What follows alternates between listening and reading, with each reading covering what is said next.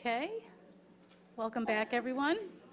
Good to stretch the legs, get some fluid.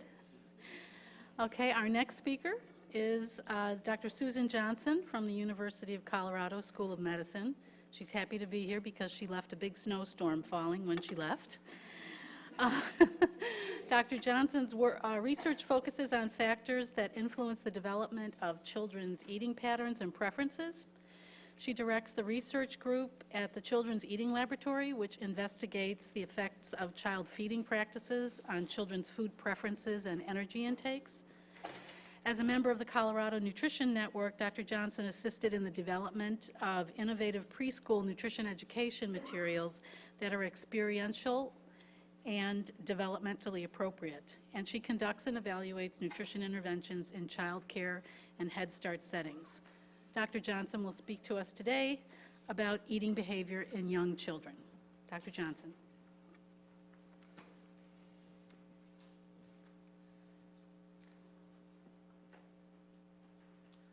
So you'll note that I've changed the topic, at least the title of my talk, just a tad to narrow in things just a little. The eating behavior of young children is a rather broad topic, so I think what today we'll focus upon is, let's see if I get this right, just to give you a general overview, looking at how children's development has an influence on the development of food preferences, as well as their food intake and eating patterns, to consider where key opportunities are. Now I know why there's more than one laser pointer, because not all of them work. So looking at key opportunities and issues related to children's consumption, thinking a little bit about staging our expectations for children's eatings instead of getting all the way to consuming servings of things, I think is probably a good idea in our messaging and our education that we can give to women who are mothers of young children. Looking at developmentally appropriate strategies, thinking about education opportunities, and one thing, this is really a note to me to point out to you that on the slides as we'll go along, you'll see a number of bullet points that have 2 red asterisks beside them. That is my clue to you that I think that these are opportunities for messaging and nutrition education opportunities. So let's talk a little bit about something that I'm sure that you've all heard about, that we are born with innate taste preferences. We come into the world liking the taste of sweet-tasting things. This is a very young infant who's had a drop of sugar water placed on its tongue. This is what we call a gustofacial reflex, a reflex related to taste that is reflexive, and it is the facial response to sweet taste, which is about as close to a smile as a newborn can get. We are born disliking sour and bitter, and this is another gustofacial reflex, and it is one for sour. There's a very characteristic pursing of the lips that's the reflexive reaction to sour taste, and clearly this is for bitter. We come into the world not liking bitter taste, and that sets us up to acquire different kinds of food preferences, going from taste to food, and what does it mean for how we learn our dietary patterns? That's what we're going to talk about today. So this is getting to be older data that came out of Jane Wardle's lab in the UK that looks at 4 to 16-year-olds' ratings of different kinds of food. This was a pretty large sample size, about 450 individuals. And when they looked at children's reported preferences, these are how much kids said that they liked the taste of different things. What you find is a not surprising outcome when you look at how preferences relate to different food groups. The highest rated food group are the fatty, sugary foods. The next are the sweet-tasting fruits. And then you see another phenomenon start to trump. It's not just sweetness that plays a role in our taste preferences, it's also energy density. Through both these kinds of data and laboratory-based data, where we look at repeated exposure and relate it to energy density of foods, what we learn from children is that over time, they come to acquire a preference for what has the most energy in it. So flavors associated with energy, so too, become preferred flavors. And then, again, not surprising, on the very bottom of the stack is the preference for vegetables. But one thing I want to point out here is our scale from 0 to, it was probably a 5-point scale. And it's not that vegetables are disgusting. It's that they're the lowest preferred food. And it doesn't mean that just because some of them are bitter that we can't learn to like them. And I think that that's a message that we haven't put out there very effectively. Even within fruits and vegetables, there's an energy density gradient for taste preference, with the lowest level. So if you're not familiar with these names from the UK, marrow and courgette refer to something like zucchini. So the lowest energy density also tends to have the lowest preference score. The sweeter things go and the more energy dense they go, even within a not so energy dense category, the more we tend to prefer and like them. So I'm not going to belabor these next two slides because you've seen really elegant data presented earlier in the talks that were given, but they relate to children's food intake patterns. The one point I really want to make on this slide, and this is largely from the Feeding an Infant Toddlers study, both 2006 and 2010, is that vegetable intakes decline from 12 months of age on. And I find that to be really interesting, that from 6 to 12 months, infants consume vegetables.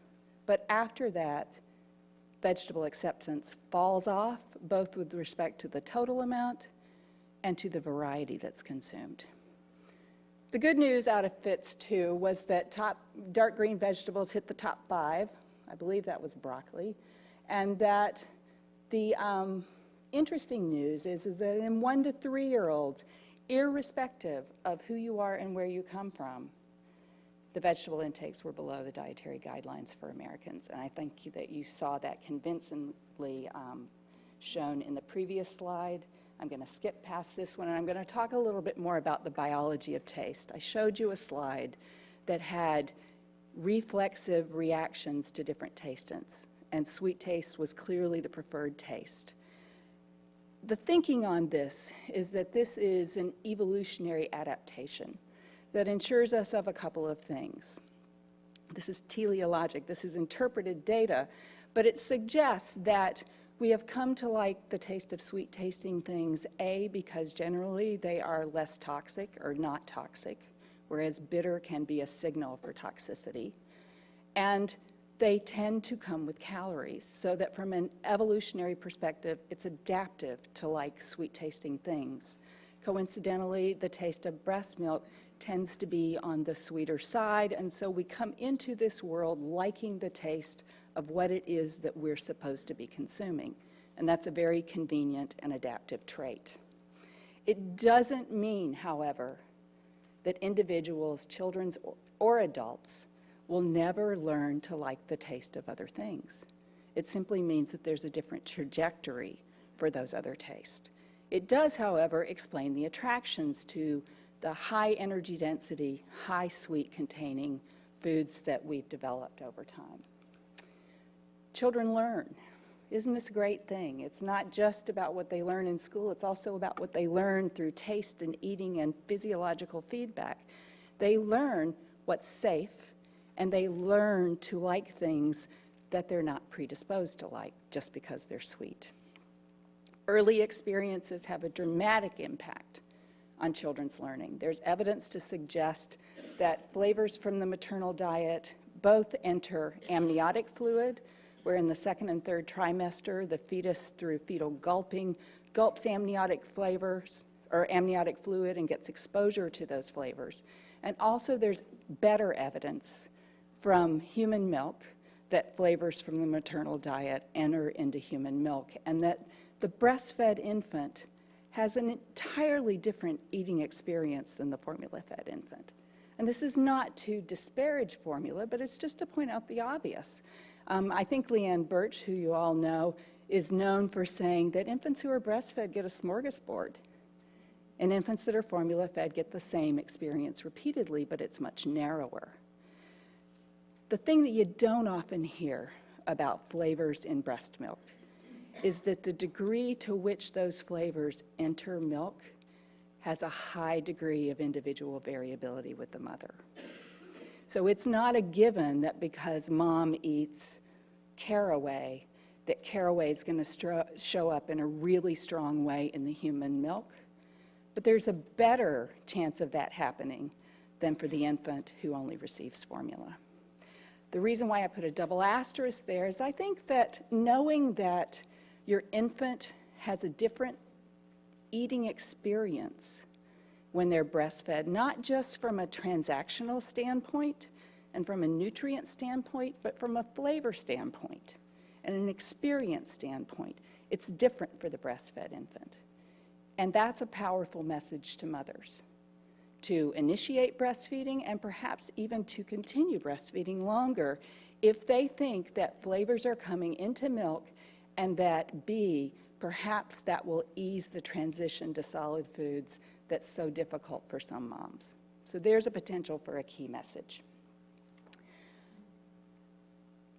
So the last point on that slide said that infants who are breastfed tend to have a different acceptance rate and intake rate of vegetables even on into later life. And I put together the bottom line from a number of different studies. There's the Quebec Longitudinal Study of Child Development, several studies that happen in European birth cohorts where they followed children longitudinally, the infant feeding practices study 2 that had a year 6 follow-up. Each of these studies underscore that the longer the duration of breastfeeding, the greater the consumption of vegetables for preschoolers. That's a pretty dramatic finding to suggest that the experience that happens during infancy not only eases that transition to complementary foods, but that maintains, there's some effect of it that maintains over time. But I want to tell you in detail about another study that I think is particularly important, and I'm not sure how many people know about this study. This is from Marion Hetherington in the UK, who does some really beautiful and creative work. And she decided to look at the exposure of infants to vegetable and vegetable variety in a number of different ways. Children were randomized into one of 2 treatments. The control group for the first part of the study got no exposure to vegetable flavor. But the intervention group, even while expressing breast milk or feeding formula, mothers added a vegetable flavoring. It was actually from cooked vegetables, added that to the formula. There are other issues that you might think about in terms of diluting other nutrients, but the intention of this was to get an exposure to vegetable flavor that happened before complementary foods were introduced. So that was arm 1 of the study. Arm 2 was taking vegetable and adding it to cereals. So there was a secondary flavor exposure in the intervention group. And in the third part of the study, the infants were given what she classified as pure vegetable. And it's a complicated design, but she had 2 different flavors of vegetables that were repeatedly exposed, either through fluid or through adding the solid into cereal or by itself.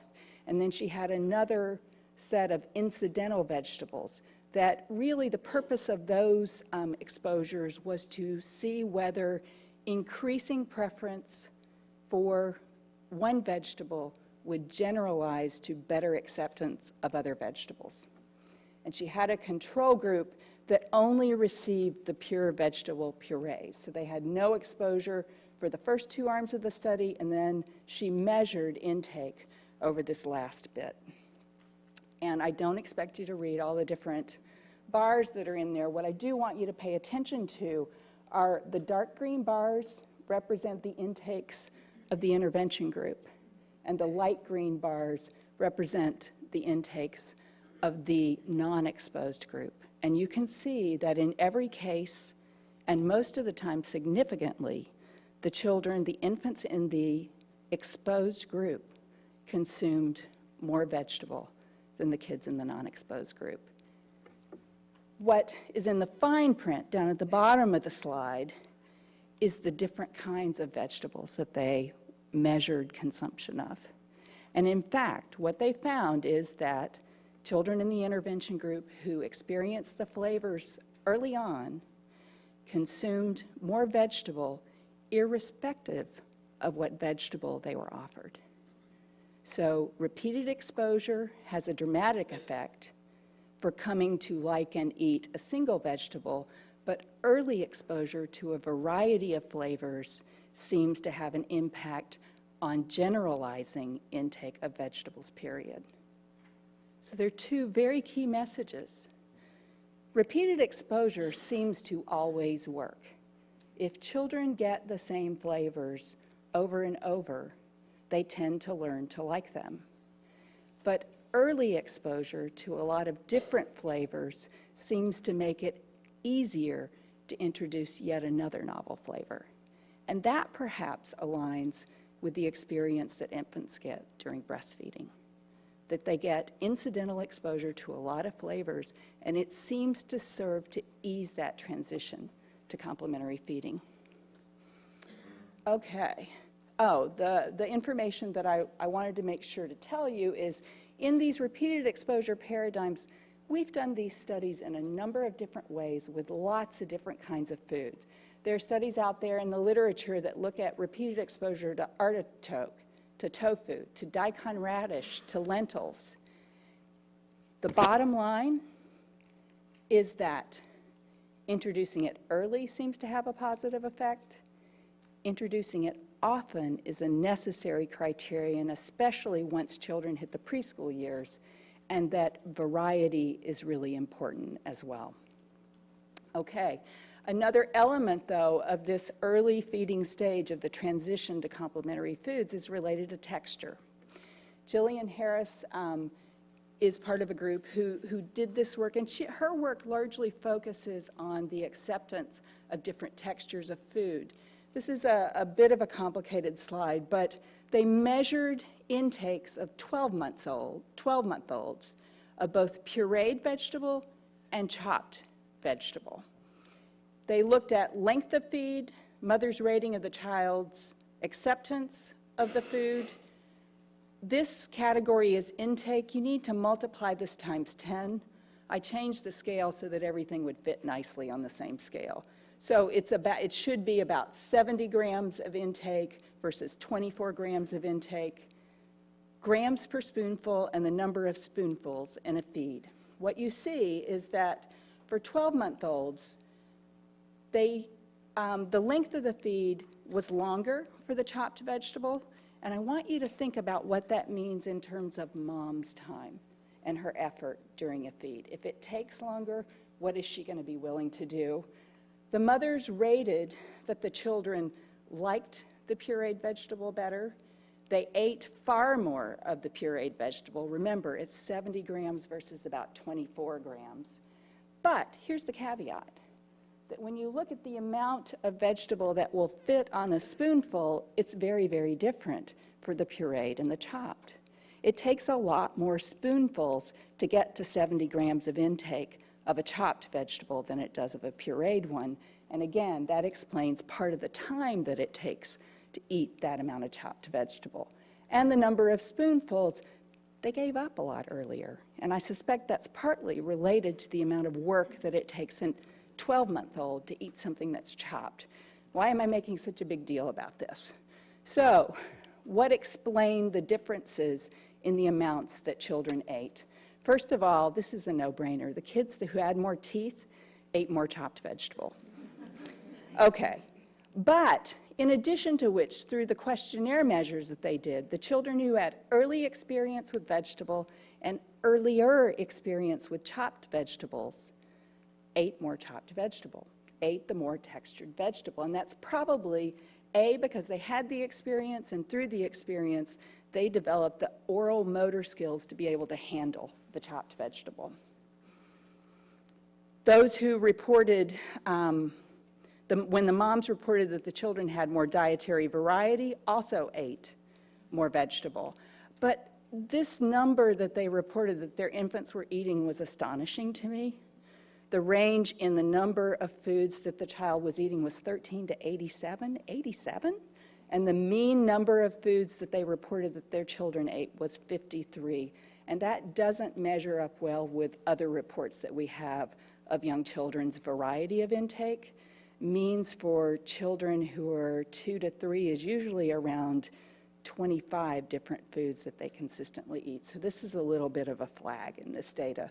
The bottom line being, though, it's not only about taste, it's partly about texture, and that experience piece with texture is just as important as it is for taste. Okay, so further work that she's done is actually more on large studies. This is from the Alspect study, the Avon longitudinal study that's done with a large group in the UK. And the reason why I included these data was to really have a look at when children are receiving foods that have more texture. So 11% of them before 6 months of age, which is probably not surprising that not many of them get textured foods, lumpy foods before 6 months. This introduction period between 6 and 9 months, 72%, and then there are a few who are lagging, around 17% who don't get introduced to textured foods, lumpy foods, until after 10 months of age. The reason why that's important is that in this large data set, the children who had the delayed introduction to lumpy foods were consuming fewer vegetables. So the bottom line, and she's done some other work as well that looked at these same data by category. For all 10 categories of fruits and vegetables, they aligned them differently there. They have 10 different categories. There were fewer in each category ingested by children for whom lumpy or textured foods were introduced after 9 months of age. So the question that brings up is there a sensitive interval during which children should be introduced to textured foods? And if they're not, does it make their acceptance later on in life a steeper trajectory? Those are things that we don't know a lot about, but they have lots of implications for what gets introduced to children through the food package. Okay, a different way of looking at things is not just the foods that children are consuming, but how they're being offered to them. It turns out that children need to do a lot of sensory learning in order to figure out how to take on eating a new food. One of the things that we've done in my lab is to offer new foods to children, they don't know what they are, and then observe what behaviors children exhibit on successive tries. So this is looking over time, the first try all the way to the 10th try, and these are the behaviors that we've followed, whether they just pick it up and smell it, whether they ignore it, whether they play with it, put it in their mouth and spit it out, and whether or not they actually get to swallowing it. The reason why we chose these behaviors are these are on the list of things that adults consistently respond that are negative, that they don't want children to do. It turns out that when you offer a new food to a child, they do a lot of these exploratory behaviors on the front end. They play with it, they smell it, they lick it, they put it in their mouth and they spit it out. But all of that goes away and swallowing goes up. So this is a cross-sectional piece actually looking at children who were introduced to daikon radish. In this next slide, what we have is a series of a little over 165 children over time who were introduced to a series, 9 different foods.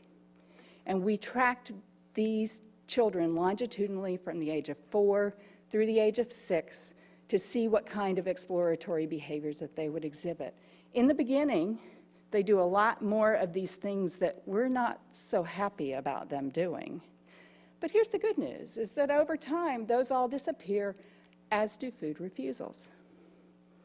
So the premise that I would put out to you is that children do a lot of sensory learning that may not work so well for adults, but it's partly how they're learning about these things that we want them to eat, that they're reluctant to eat. Praising them for doing those things, maybe not. Ignoring them and letting them learn that way may be a key thing in engaging children to try things that they're reluctant to eat.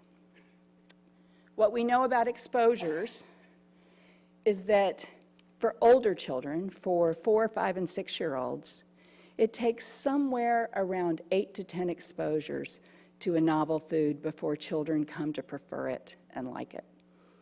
These graphs show, and they're complicated, but the bottom line is really about repeated exposure, hanging in there long enough to produce liking. Jean Skinner, in her data with women in Tennessee, surveyed moms to find out how many times that they offered a food to a child before they decided they didn't like it. And the bottom line is that most moms give up between 3 to 5 tries. The data about older children suggests that it takes longer than that before children get sure enough to know that this is something that they're willing to eat. So hanging in there, persistence, is a key message. Early exposure effects. This is another set of data that looked at how early children were introduced to vegetables and divided them up into groups between those who got it 0 to 1 time per day, those who got it 1 to 2 times per day, and those who got it 2 or more times per day. And the way that they reported their results is a little bit counterintuitive because they're reporting on infrequent vegetable intake and the odds associated with that. The way they report the data is that their reference group is children who get vegetables 2 or more times a day in late infancy. Children who get it less than this, infants who get less than 2 times per day, are less likely to eat vegetable later on. So if you flip those results, it's not how they presented their data. The more often you get it in infancy, the more likely you're going to be to eat it as a preschooler. Okay. What kind of foods as first foods? One of the things that I was asked about was introducing meat to young infants, and meat as a first complementary food for exclusively breastfed infants. Nancy Krebs has done some studies on this that are really more related to micronutrient status and to growth. But what I want you to really focus on for the purposes of today are really looking at infant acceptance of different kinds of foods. She's done several different studies, but this is the only one where she actually looked at mothers' ratings of infant acceptance of a beef and beef gravy product versus a rice cereal. So again, this is the only study for which I have measured, observed data, but mothers reported exactly the same level of acceptance of the beef and beef gravy, or acceptance equals willing to eat, as they did for cereal.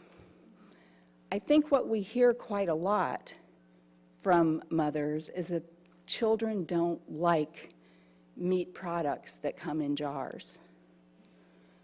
From my experience with other foods and from this very limited sample that we have here in this study, I think children eat what you give them repeatedly, and that it's not so much about what the child likes and doesn't like at the time, it's about our adult perceptions of it, which is not to say that moms are all wet. It's just to say that there are other factors that come into play when we're hearing that children are unwilling to eat products like this. From the repeated exposure studies of infants all the way up through preschoolers, What I would lay my last nickel on is that repeated exposure works, and you just have to hang in there long enough to see that effect in the child. And you may have to have a positive attitude about it too. But nobody's tested that. So, summary points, and I see I have about 2 minutes left here. Repeated exposure is the most important factor, and consistency in repeated exposure is where the money is.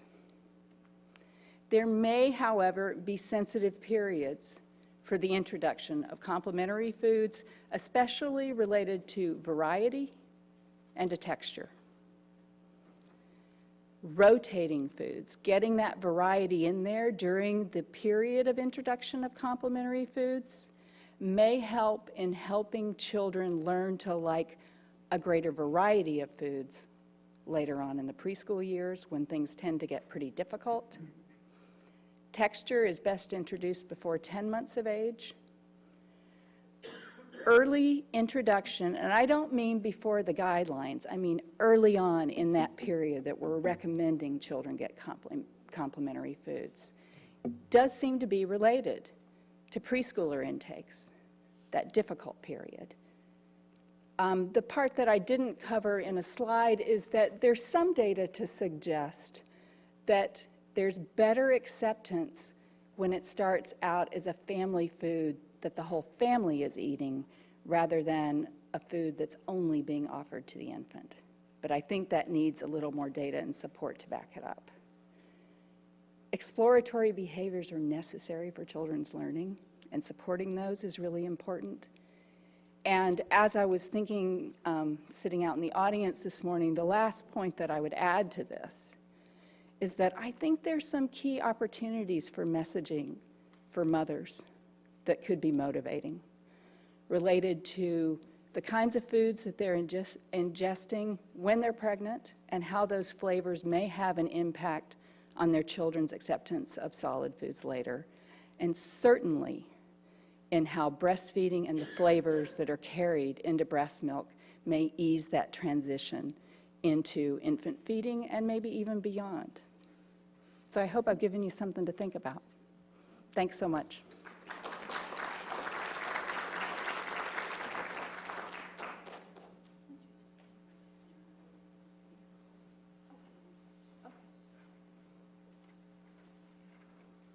I've been told to stay.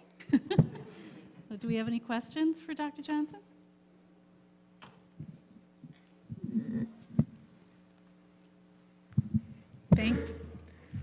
Thank you for a great talk. I'm Shannon Whaley.